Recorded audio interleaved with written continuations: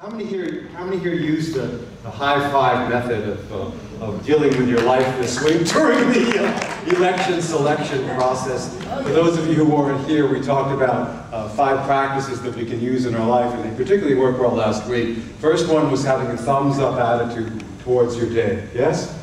And then deciding what direction you want to go in your life, forward, not backward. And by the way, both candidates felt that their vision was the one that would lead us forward, not backwards.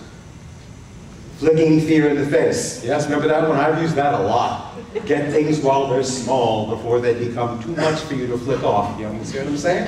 And then we talked about forgiveness, the importance of forgiveness. And the last one we talked about was gratitude, being grateful for your day. I like that one about deciding what you want your day to be. And when I woke up on Tuesday morning, I really had to make my vision clear for that day. So it happened, by the way. We got iPhones, we did it. We've joined the 21st century. Our flipped Motorola phones flipped out, and they just rolled over and said, "We're done!" And so we're on our kids' plan, and I've got an iPhone, and I'm trying not to be looking at it all the time. You know, I feel so busy now doing absolutely nothing for hours. Siri, open up my notes.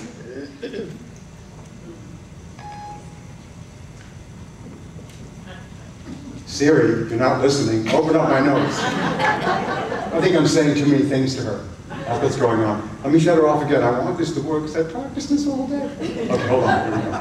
Siri, open up my notes. Isn't it great having your own little slave in your pocket? And she listens to me. All she says is clarify, please, and I clarify it, and she doesn't. So this was my vision for the day, for my day on Tuesday. It said, I will vote for more love and compassion, no matter who wins. I will vote to keep smiling, no matter what happens. I will vote to love everyone. And I will vote to know that the government of the world rests upon my shoulders, my decisions, my choices. For whom I will serve this day will be the gift that I will first receive. For whom? Myself. When I'm giving, I'm receiving for myself. And so when I went to sleep on Tuesday night, I didn't know who won. And the truth was, I didn't care. I did care. But I felt like I had already won. I went to sleep, like I said to the kids, a winner. Because I'd gotten through this election cycle without going insane. I stayed pretty balanced. And I say it's because of these teachings that was able to happen. And particularly working with Mary Morrissey and the Prosperity Plus program, where we're being told you either live your life by a vision or you will fall into your default programming. Pulled by vision or pushed by pain. That's the way you learn here. And I really felt like that happened for me during this cycle. Very much so. The story I want to share with you goes further on the visioning process and how we can see through appearances. It's the story of David and Goliath. But it's really not the story of David and Goliath. It's the story of David and the princess. So how many of you have problems in your life? Put your hand up if you got a problem. Do you have a problem? You're somebody's problem if you don't have your hand up. You've got problems. If you're here, believe me, in the body, you have problems. So this story is about how we face our problems. Everybody's got problems here. Everybody does. And how this one named David, who was from the king lineage of Jesus Christ of consciousness, King David, learned how to take a vision and cut right through the problem. Yes, by focusing on a vision. It's beautiful stuff. It happened in the reign of King Saul in the Bible. And there is, unfortunately, like all times, those times, there was a war going on. There always seems to be a war going on. Yes? And it was the war between the Philistines and the Israelites. They were having a war with each other. And back in those days when there was a war, every able-bodied person was called forward, every son, to join and fight in the war. And so Jesse is called by Saul because Jesse has 4 sons. Three of them are eligible, and one is just little David, little ruddy-faced boy. David, who stays and tends his sheep. There's a big spiritual teaching in that as well, too. And so he stays behind. And how they fought wars then was that they would go into a big valley with big huge sides, and there'd be caves in the valley, and then there'd be a place for the Philistines and the place for the Israelites, where they would be up on top. And it took days and days and weeks, sometimes months, to prepare for battle. And they all knew they were going to be doing that, so they were preparing for battle. So Jesse says to his son David, let go of the sheep for a while and go take some food to your brothers who are going to need some things, some supplies. Please go take care of that. So he's on his way to join the battle, only to drop off some food for his brothers. And there's this interesting thing going on at this moment in time. Every day, morning and night, there is a giant, the giant from Gath. This is your problem now. It's big. You got a big problem now. It's big. And he is a Philistine. Now it says in the book, there were 136,000 Israelites and 136,000 Philistines. And although they were numerically matched, the Philistines were much bigger and much stronger. They were the big South Pacific folk, you know, big brothers with big tattoos and tick arms. So they might have been matched numerically, but the little Jewish boys, they didn't have it quite like the Philistines did. And here's this giant from Gath. He is huge. He's full 2 feet taller than any of the other guys. And he's standing there morning and night, full armor on. You've got an impenetrable problem in your life. It doesn't seem like there's no way you can ever overcome this situation that you have. And he's taunting them by saying, I'd like to see us fight this war a new way. You send me one of your best fighters, and if I lose the fight, we will be your slaves. Yes? And if you win the fight, I'll be your slaves. Capiche? Anybody ready to sign up for that? And in the Bible, it's an amazing moment where they all, heck no, everybody's running to the hills. Not me, I don't want to be kidnapped. There's no way I want to be a part of that thing. And when they fought battles during that day, how they would do it is they would all come down and they would all match each other, be broad and deep, and they would just keep killing each other until it was dark out. And then they go back and your time at the front line was coming. You understand what I'm saying? At some point you knew your number was up, and that's not a thumbs up kind of day when that happens. So it wasn't a matter of if it was going to happen. Just at some point you're going to have to face this problem. It's going to happen to every one of us because it's your problem. And so here's this huge being who's making this call. Now David comes with the food. He's got his little baskets from Whole Foods and Trader Joe's and Harris Teeter's. You know, and he's bringing some things for his brothers. And he gets to the front line, and he too hears and sees this huge being. And everybody thinks that, oh, David, King David, he must have been like really powerful, although he wasn't tall. I bet he was buffed and worked out and knew some karate moves. He freaked out like everybody else did, ran the other way. And on his way out to say goodbye to his brothers, get the food, and go back to being a shepherd, he hears conversations happening in different campfires. The conversation goes like this.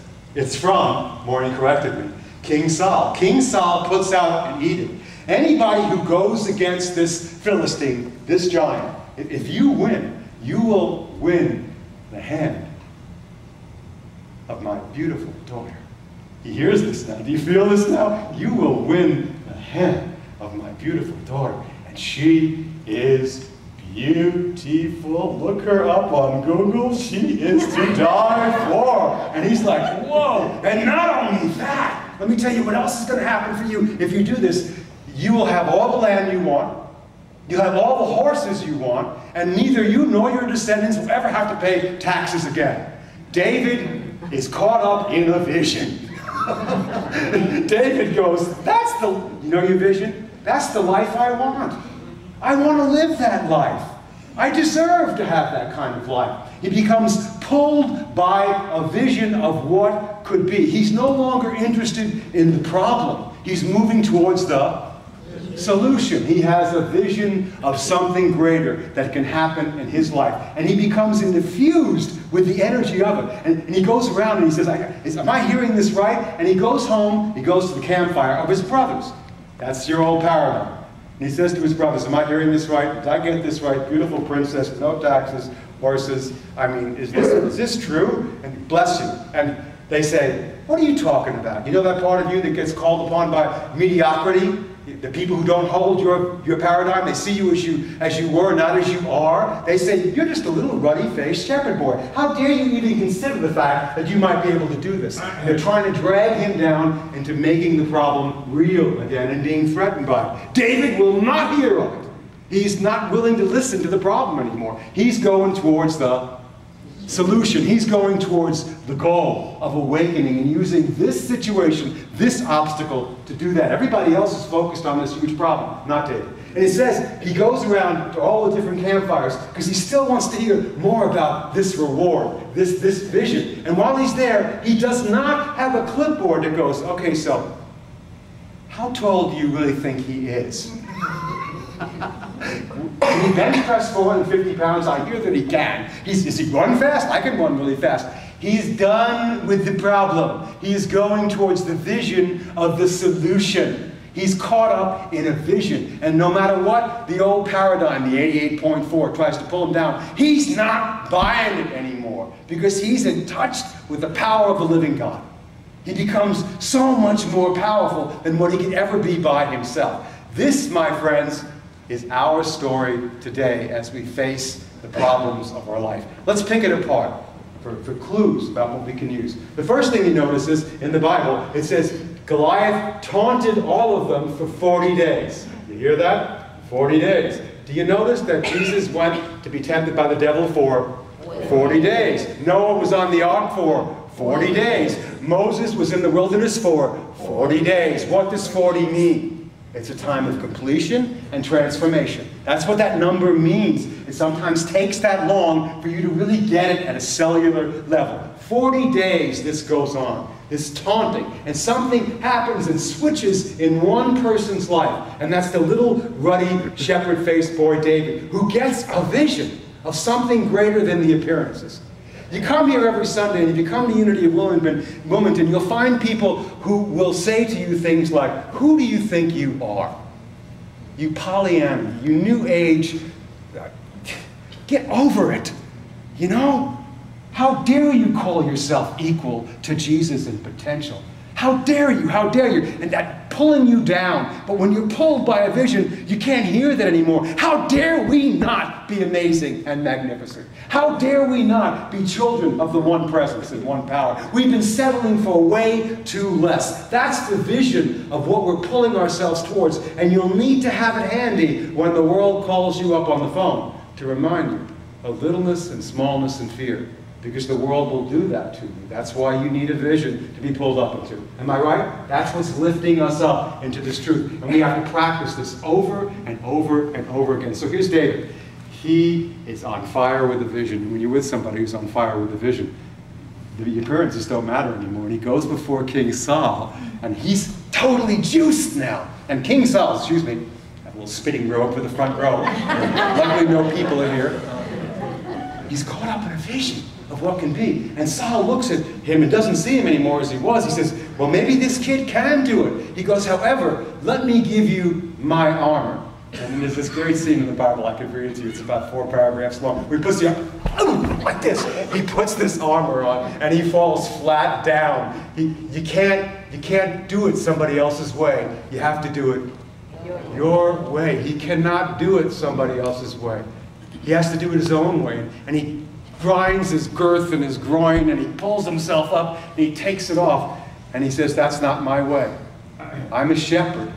I have my 5 smooth stones. What do you think that represents for you and me? Our 5 smooth stones. Our senses. You have 5 senses, don't you? Yes, 5 smooth stones. And Maureen came up with brilliant metaphysics. The reason why they're smooth is because you've already used them so much. They're your gifts. It's you being used by Spirit. And when you're connected, your physical self to your spiritual self, you become all-powerful. No thing can overcome you, no matter how great the obstacle might be. So you're going to get to use what you already have. It's not different from what you already have now. It's just using it for the will and the work of something greater. So he's got 5 smooth stones. These are his gifts from God. They're the thing that makes you unique. And everybody's got a different gift and a series of gifts that they're now using their senses for. To make sense of what this is to begin to use those senses for something higher than just being small and little and afraid. So then your eyes that see through the eyes of the physical begin to see through the vision of the spiritual. And so your hearing, which only hears outwardly, begins to listen to the presence. The heart that feels begins to feel after God. Intuition begins to awaken in you as your senses become spiritualized. And that is why every one of us is in this room, because we're ready for that, are we not? We're ready to be used by the Spirit for a greater purpose to unfold through us. And I don't care how old you are. I don't care what your problem is. I don't care how small or large it is, or tall or little. That's what you're here to do. And you can begin to do that journey right now, to hold yourself to that vision no matter what the appearance is. And so David then decides he's going to take on this energy. And I want you to know, I bet there were moments when he was going, whoa. This is a sling, by the way. I couldn't find a sling. It's a sock. Okay? You pretend it's a sling. And he takes this thing he's done a million times, because what the sling was used for was to throw little rocks at the sheep, to make them all, his thoughts, to keep them together, you know, boom, boom. But now he's using it for a larger, more powerful purpose. It's not just David, little ruddy-faced shepherd boy all by himself. He is now King David. He has mastered his own world of consciousness. He's no longer standing there alone, but is powerfully uplifted by the presence of God. And he takes that sock, that sling, and he begins to and lets it go. And I love the Bible. It hits Goliath right in the third eye and knocks him flat out. And there was a moment there where I imagined everybody was going, I hope he doesn't get back up, because boy, he's really going to be mad. He's gone. He's gone. But it's not done yet. David then, kind of gruesome, Old Testament, David then goes and takes his sword out and cuts off the head of Goliath. In your life, ending the thinking that any appearance has power over you. Your problems are not your problems. Your problems are how you're thinking about your problem. Did you hear me now? Your problem is not your problem. You have many, many problems. Course in Miracles says there's no end to the amount of problems that you have. You get rid of some problems, and then you have other problems. Now I have an iPhone. Oh, no, I have to be careful. It might get broken. I need a protective device. I've got a motorcycle. Now I've got to clean it. I've got to put gas in it. And everything creates another problem, right? You have no problem. It's how you think about the problem that creates the problem. So when you end the thinking of the world, your problem at that moment, separation, is over. And you embody oneness and wholeness. And you're then able to take it into your life and make a huge difference, because you're not showing up with just you, the personality. You're showing up with who you truly are in reality, a mighty, holy son and daughter of God. Amen to that? That's what we're here for. That's the greatness we're being called upon to be lifted up to. Look at the people in New York City right now, what they're doing. The stories of bravery, of David's coming forth, and in the middle of the worst situations, 8 million people putting out their hands and touching each other, and loving each other, and caring for each other, and feeding each other. We don't need to create catastrophes to do that. We can begin to live from that place of powerful consciousness right here and right now. And that's the glory of God seeking to move through us. And that's why each of us is here in this room right now, because you're ready for it, right? Yeah? Yeah, so you need a vision. I needed a vision. I needed something during this election cycle to remind me, oh, that's right. I am here to vote for more love and compassion, no matter who wins. I'm going to keep smiling. I'm going to keep remembering. I'm going to keep forgiving, because the government of the world rests upon my shoulders. And when enough of us do that, we will create a new heaven and a new earth. That's the new Jerusalem the Bible talks about. And my friends, you wouldn't be here if you weren't ready to sign up for the project. So let's go to our lesson summation. I'll stop screaming and spinning at people. See what you say. Now again, it's David and the princess. When you got a vision, it's juicy. There's one particular part of the Bible where it says, did you hear princess bathes in perfume? Ooh, yeah, he is the vision now. You see that? He's living it. He's coming from it. So the opportunity, any opportunity, can be found in any situation. And oftentimes the seemingly bad situations turn out to be the best opportunities for further growth. How many here have found that to be true? Some of the worst moments in your life turned out in retrospect to be the best moments in your life. David beat Goliath by focusing on the reward rather than the problem. He had a clear vision about how his life could be, and he began to live from it as if. When we change how we think about a problem, it really cuts down the problem to a manageable size. And then we can deal with it, yes? The 5 smooth stones represent the different portals to universal life energy. The sling, it represents your ability to focus that energy and use it on behalf of spirit. So my friends, it's time for us to take action in the world. It isn't enough just to know all of this. It's not enough. We need to begin to move our sling and begin to focus our consciousness and use it to bring forth what we know is true and whole and holy here. That is why we are here. There's no accidents that we're here. Mary says beautifully, inspiration and information without action is merely entertainment. Come on now, get ready now. Get your sling ready. You've got 5 smooth stones. You've got gifts to share. They're yours. You're not alone. And now go out there and take what you've learned today and apply it to your life. The world is waiting for you to live from the inside out of these teachings. And I know you can do it in the best way that you can. Keep practicing. Practice well, practice deeply, not just for yourself, but for the benefit of all beings everywhere. This is our journey. This is our awakening. Namaste.